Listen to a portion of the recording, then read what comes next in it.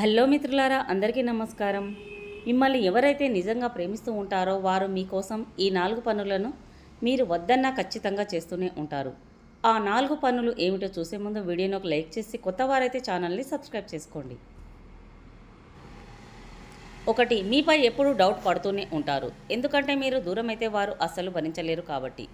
కొందరు మీరంటే పిచ్చి ప్రేమ ఉన్నవాళ్ళు మీ మీద ఎప్పుడూ అలుగుతూ మిమ్మల్ని డౌట్ పడుతూ ఉంటారు.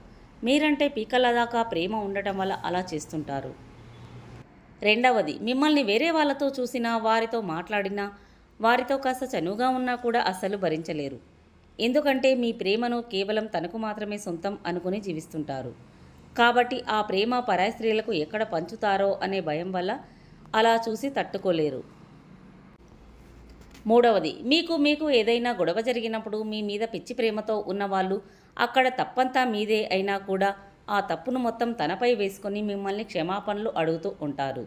ఎందుకంటే ఆ తప్పు చేసింది మీరే అయినా అది తెలిస్తే గొడవ పెద్దదై ఎక్కడ దూరం అవుతారో అని అలా చేస్తుంటారు. 4. ప్రేమ ఎక్కువగా ఉన్న చోట గొడవలు కూడా ఎక్కువగా ఉంటాయని అంటుంటారు. గొడవలు అంటే చిన్న దానికి గొడవలు పడడం, కసుబుసులాడుకోవడం, అలగడం ఇలా చేస్తుంటారు. మీ ఇద్దరిలో ఎవరికైతే ఎక్కువ ప్రేమ ఉంటుందో వారే ఆ గొడవను తన నెత్తిపై వేసుకొని భరిస్తూ ఉంటారు. ఆ గొడవ స్టార్ట్ చేసింది మీరే అయినా తనే స్టార్ట్ చేసినట్లుగా ఫీల్ అయ్యి మీతో కాంప్రమైజ్ అవుతుంది. లేదంటే గొడవ జరిగినప్పుడు మీరు బయటకు వెళ్ళి వేరే పరాయి వ్యక్తులతో పరిచయాలు కొనసాగించి వాటిని ఫిజికల్ రిలేషన్గా కొనసాగిస్తారనే భయంతో ఇలా చేస్తుంటారు.